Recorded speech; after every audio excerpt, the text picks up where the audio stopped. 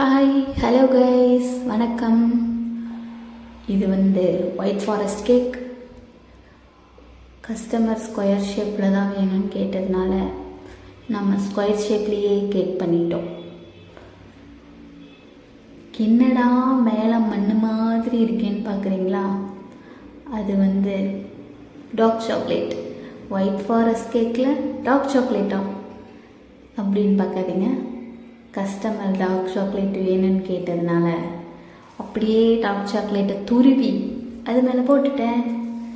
அப்படியே silver balls, golden sugar balls எல்லாம் வச்சு டெக்கரேட் பண்ணிட்டேன். கேக் பார்க்குறதுக்கு எப்படி இருக்குன்னு சொல்லுங்கள்.